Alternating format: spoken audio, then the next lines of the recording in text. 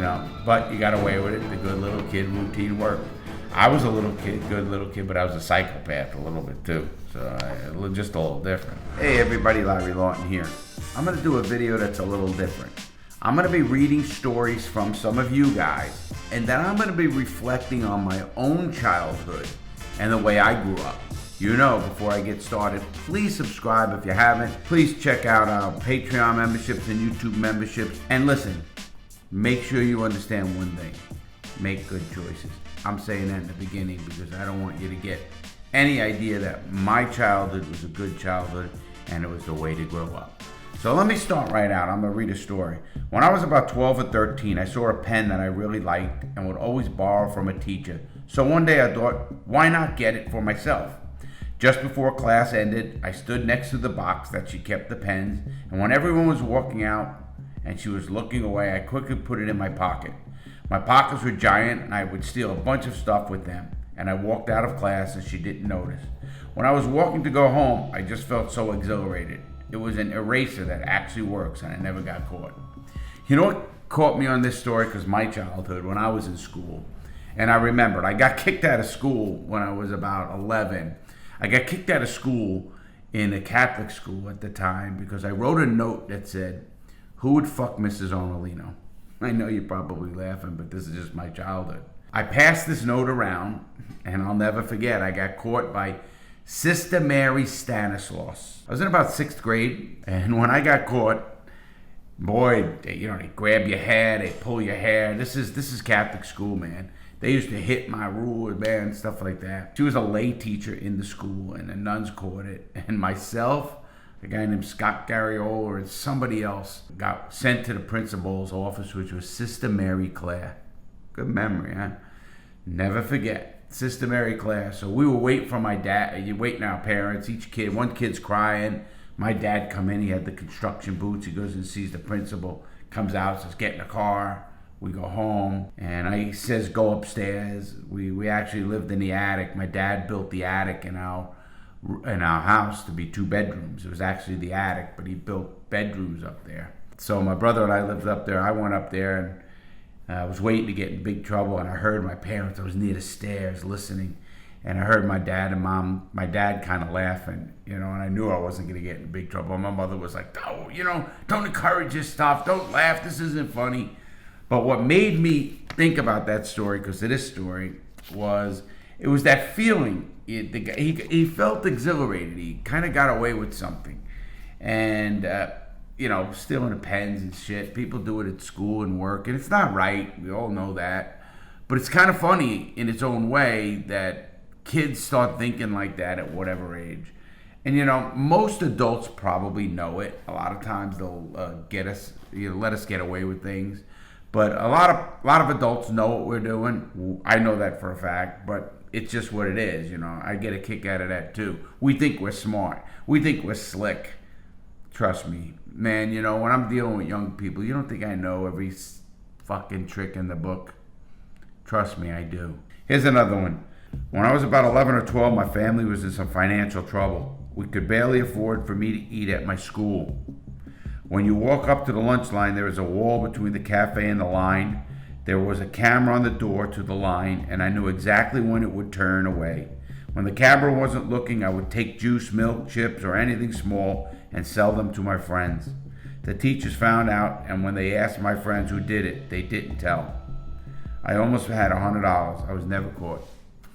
I'll tell you what, your story is sad. There's a lot of kids who go hungry. And a lot of kids have to do what they have to do, so I'm not really knocking you at all. Families do. I remember when we were younger, my dad was laid off from work.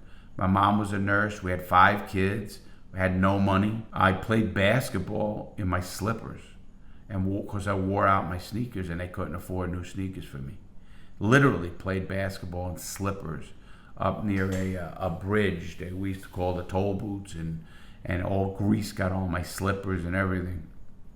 So I do feel bad for you on that end. And I hope you're doing better today. And I hope that the program there doesn't penalize kids and gives them whatever food they need. And don't feel embarrassed by that. Please don't. Anybody out there, That's just tough times, and there are a lot of people in tough times, man. So don't feel bad about it. Get what you got to get for food, and try to get what you need. And it's not your fault. You know, I tell young people all the time, no matter what it is, no matter how you got into bad financial straits to family, it is what it is, and it's not your fault. So don't ever think like that in any way. And you know, I don't hate you. I don't think you did wrong. I understand it. Maybe there's better ways to go about it, but I do understand it. So you know how I am on this channel. You guys are all my family. You really are. The people who watch this video are my family. That's how I look at it. So I'm not judging you at all. At all. I don't judge any of these people. Who the fuck am I to judge somebody? That ain't gonna happen, not me. Here's another one. This isn't really a steal, but I used to go to the shops and buy sweets in bulk. Then I would go to school and sell them to people in my school. I nearly got caught a couple times, and there were a couple of people who tried to steal from me, and because I'm a big guy, they were scared, and I was going to beat them up. So they always gave it back and never snitched. One day I made $30. It was lira, I guess that's from England, in that week. And I made $80 by just selling sweets. And to this day, I still do it. I've never been caught. Don't tell my teachers. You're just an entrepreneur. If you were real smart, you'd take some of that profit, buy it legit, and then keep doing it. But if you're that good at sales, and you have that kind of knack for getting things out there and doing it, think bigger. Don't think about just stealing something and making that money. Take that money you make and then do something with it. That's when you get smart. And you're at a young age.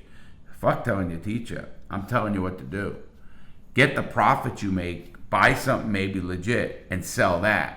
Before you know it, you are a legitimate businessman.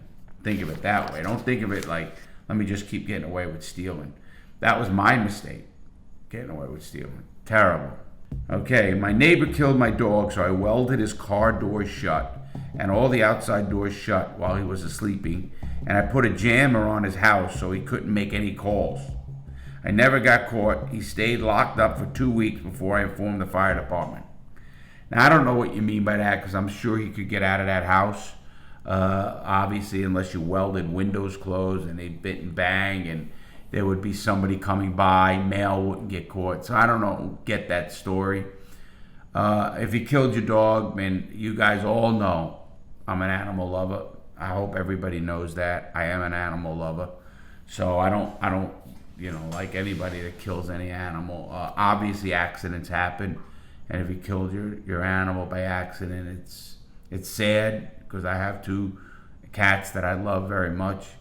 But I mean, I don't know. This story was a little bit dumb, but if you're smart enough to have a jammer to stop phone calls and stuff, and you could weld shit closed and shut, you're real smart and real handy, and you're just wasting your talent doing shit like that. I don't know what you do, but it's kind of weird, that one. Here's one. I was always looked at as a good kid, and did not have balls, and was nice and would not steal. So I used to do that to perfect robbery, like when I made about $100 as a 10-year-old stealing oregano for cooking from a store and selling it to some stupid middle schooler who wanted weed, but was a kid who grew up not knowing about that stuff. So he did not know the smell. So when he tried to get his friends to smoke it, they laughed at him, but I think he was too scared to do something about it. You know, the fake weed game has been going on for 40 years, since I was a kid. The fake weed, the fake drugs goes on all the time. People say, oh, this is great. And it's bullshit. It's not the right drug and stuff like that. But I've seen people get in real troubles trying to sell that shit to the wrong kid, and the kid comes back mad. And boy, now you're talking about someone getting stabbed or shot over something. Especially being the good little kid that don't do anything. You're lucky, because if you ever did that to me, not that you could have, I'd have come back and beat your ass. And then, but you got away with it. The good little kid routine worked. I was a little kid, good little kid, but I was a psychopath a little bit too. So just a little different. Here's another one. I steal shit from Disney World all the time. I work there, so I get in for free. I steal plushes and water bottles and all kinds of shit. I don't give a fuck. I don't think the workers care either, unless they're all uptight. Most of them get paid shit anyway. Fuck them. You know, made me laugh. First of all, I know you're not a kid, whoever wrote this one. And it reminds me of being bitter. You sound bitter because of the job you got.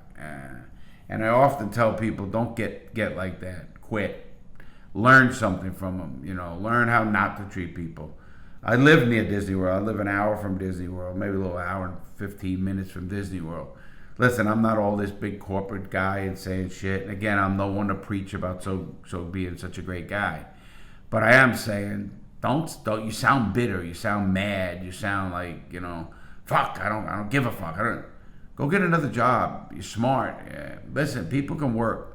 I talk about how people work and make money all the time, and even with lack of education, I hope you get more of an education. But I just don't. I don't know why you would want to live being that pissed off all the time. Just move on, man. Get a job you like. I don't care what it is. Go down to the water if there's a lake. Work on boats. If you're making shit pay there, start somewhere else that shit pay, but something you like to do. Think of it like that. Don't think of it like I'm going to sit here forever, because you're smarter than that. Most people are smarter than that. And if they're making shit pay and they're still miserable, that makes no sense at all. That just doesn't make sense. Don't do it. You know what I'm getting at, man? Just go to another shitty job and work up. Maybe it's a job you like. Maybe it's a business job. Maybe it's a job on the water. Maybe it's a mechanic job. I honestly got to say I'm very proud of my nephew. He loves working on cars. Now he's working for a dealership. And he's a young kid. He's 22. Started out working at Tire Kingdom. And, just changing oil. Now that kid's got probably a $20,000 tool set. And he loves working on cars. So I'm proud of him. He's found something he loves to do. And I give him a lot of credit for that. Find out what you like to do and follow it. Don't get bitter. It just doesn't pay in life today.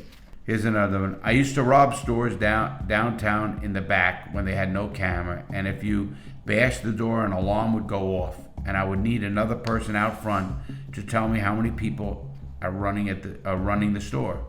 If it was one or two, we would hit the alarm, so they had to go back and turn it off. Then I would run around front and take money from the register with my homie. Still never got caught because you don't take all the money or they'll get suspicious and check cameras. Hey, I get it. Smart criminals. I don't know where you learned it, but it's a pretty smart move. Small, but smart. And it's smart not to take more. You are actually being smart. And, I don't know how you figured that one out, but you could have even elaborated on that one and get a little better. But what you were doing was actually something that I used to do. You got to know how many people are in it, so you'd figure that out. And I did that when I would go inside the store. And then when I robbed one store, I went in the back when there was only one person in the store. So I did that as well. So I know that. Okay, I robbed the store, and the night before I did it, I went to the back with a mask and just put duct tape over the camera and got away with it. Hey, talk about smart. Pretty smart. I'm surprised they let that camera go the whole day, though. A lot of times you could check cameras, and if they even check to see if they're going. I check cameras in my house. I check cameras outside of my house all the time. Just check them and clear them. And if there's something black, I know something's wrong because the day before someone did something like that. But you were smart. I don't know how you got up to where the camera was or where they put that camera. Usually they put those cameras somewhere you can't get them. You need a ladder or something like that. So I don't know that one, but it's actually a pretty good move, so I can't knock you there. And, I don't know what you got and all, but it was a pretty good move. Can't say it was a bad move. Here's another one. When I was younger, I would walk around my neighborhood a lot. There was a path that went behind people's houses, like through their backyards. Someone's back door was open and their cat was on the back porch. I decided I was going to go spy on them. I went through their open back door and it connected to their kitchen. There was a $20 bill on the counter and in the kitchen. And me being a kid immediately took it and ran. I saw the neighbor out taking walks a lot after that, and I always felt guilty. Wow. One, I'm glad you felt guilty. I do, why I always grab a story and want to talk about it. Again, this is my youth. Where I lived in Locust Point in the Bronx, we lived in a 4-block area, and little bungalow houses and stuff like that. But we used to cut through yards. We used to cut through everybody's yard, jump a fence, cut through the yard. You know, I lived on a place called Haddon Place, and then there was Glennon, Giegridge, and Tierney. That's what it is. Pretty good memory. Glennon, Giegridge, and Tierney Place. And I lived on Haddon Place. So we would jump yards, jump fences. Like, you know, you'd have to go up and down like this. This is the neighborhood. Well, you would jump fences, people's backyards, going through it. You know them. They'd yell at you, "Hey, kid, get out of there. What are you doing?" You know, all that kind of crap. But we jump fences all the time. You know, listen, when we used to run from the cops or beat cabs, we'd come back from somewhere, we'd take a cab, we'd tell them to drop us off on Giegridge. We'd jump 2-3 yards, we'd be on Haddon Place. They have no idea what happened. We beat them for the money. I mean, that's what we did. But when you're going through the yards, what made me nice and feel good about this little story is you felt guilty. You know, that means you got a heart and you care about people and you might even knew the people. So now you stole 20. I'm not saying give it back. Absolutely. I'm not saying to do anything. But you know what? You felt guilty. That shows me that you got a heart. And you're not a bad kid. You're just a kid that made a bad choice. And if you know you did wrong and you're not going to do it again, that's the lesson to be learned. That guilt you're living with is the lesson to be lived with. But don't live with it forever. You know, you're not a bad kid. Don't live with guilt all the time. Make amends with yourself and move on like I had to do with my crimes. So just do that and I think you'll be all right. But listen, you're probably a good kid. But it reminded me, because there were many times we used to go by and see stuff in windows. I mean, I remember seeing a couple have sex in a window. We stopped and watched that. But yeah, we saw a lot of stuff like that. But we used to know the people, and a lot of kids knew the neighborhood. I'm not saying we were bad kids, good kids that we wouldn't steal, because we stole all the time. So it didn't make it right, though. Okay, here's another one. I worked at a school store in high school, and every morning I worked at the register, and if someone had exact change, I would pocket it and give them the item. Somehow I was quick enough that none of my... There goes my cat. Okay, I was quick enough that none of my co-workers or customers ever caught me doing this for the whole school year, and they used the money as gas money, fun spending money for that whole school year, and none even got suspicious. Let me tell you how I did it. You know, when I was a bartender, I was good with math. So I would actually give certain people drinks, not put it on the register, not ring it up. And when I didn't ring it up, I knew how much money was there at the end of the night. So if I gave 20 drinks away at $2 a drink, I knew there was $40 in that register that wasn't on the ticket tape that they check. And I took that at the end of the night. In fact, I did that up to $100 every single night, and they never ever knew. And it was something a lot of bartenders do. They're slick. I mean, there's ways to catch that now with cameras and stuff like that. But that's what I did. So I know what you did, and it's kind of smarts. You're showing smarts, and you have to have math, and you have to figure out that nobody knows that. I mean, bar owners were smart too. They could figure out how much alcohol was used, but very rarely did they do it down to the drink because there's spillage and all that kind of stuff. But it's not a bad move anyway. I can't knock you for that one. When I was a teenager, about 10, but you're not a teenager, a couple of us would go into a small corner store while a couple of us would distract the clerk by buying a few dollars worth of loose 1-cent candy, and a couple of us who were old enough buying a case or two of beer. The others would take several cases of beer from a cooler, generally in their pockets, leaving empty boxes in the cooler, but sometimes the full boxes. We'd all leave as a group with the folks carrying the stolen beer in the center of the crowd. We never got busted, at least not while I was involved. You probably just scared the store owner, and they wanted to get you out, and I don't know how long ago this was, because they probably had cameras, so you could have got caught very easily. Shoplifting is what you did. So it's not a great crime. People shoplift all the time. Good or bad, it's not a great crime. Okay, here's one. I never stole anything of significance, but I am at a point in my life where I have very few roads left for me to go down. I've been watching your videos and don't know if you are preparing me for my future or detecting me. I'm genuinely at the end of my rope psychologically, and I'm not sure what the next road will be. Thank you for doing what you're doing. You know, this is a great ending for this, and I hope I'm detecting you. I always want to tell people crime doesn't pay, because I lost everything. And when I say I lost everything, I lost my kids, I lost my family, I lost everything when I did crime. I get being at the end of the rope. I totally do. I really get you being at the end of your rope. But guess what? A lot of people are. This is the point where people become who they are. They become better. They become stronger. They look at their character. Do you know what I tell young people now who get out and they say, hey, Larry, I'm out. I want to help people. I want to do good. I want to speak with you or something like that. You know what I tell them? I want you to come back to me after 6 months or a year. And they look at me.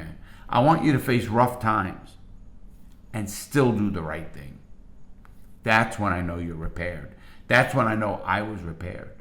When I was going through tough times in my business and when I got out of prison, since I got out of prison, and I'm going through rough times, and I never went back to crime. Because crime was the easy way for me, everybody. Crime is the easy way for me to this day. If I want to do crime, trust me, that's the easy way for Larry Lawton. But Larry Lawton's not going to do crime. Larry Lawton's going to tough it out, work harder, do more. Larry Lawton's going to do it the right way. That doesn't mean Larry Lawton doesn't go have fun. Larry Lawton doesn't party, doesn't do whatever he does. He does. I'm talking about the work ethic or me doing anything illegal. I'm not going to do crime. I always say if I get caught with crime or somebody says or something, I'm set up. Because listen to me, I want you to know, I hope I detected you. I hope I push you the right way. I don't want anybody to think on this channel I ever support crime. I am who I am. I did what I did, but I don't want you to do what I did. I want you to remember that. I really do. I'm going to be talking about some of my robberies in upcoming videos. Some really crazy shit. But I don't want you to think it was the right thing to do. Or the right thing to, to become a gangster. Trust me, that life don't work. Listen, when I was protecting my ass and fighting for my life, I thought long and hard about the mistakes I made. And I don't want you to make those mistakes. Don't ever forget that. I love talking about these cases of young people because a lot of you guys I know are great people. All of you. I really don't, and I believe in this shirt, and that's why I wore it today. I don't believe in bad people. I believe in bad choices. Sadly, a lot of us make a lot of bad choices. But it also means your life's not over. You could change. Change now, change today, change anytime you can. There are people who will help you. Please remember that. All right, guys. Thanks for watching. Have a great day. Please make good choices. My respect. I'll be answering your comments. Have a great day, everybody. Larry out.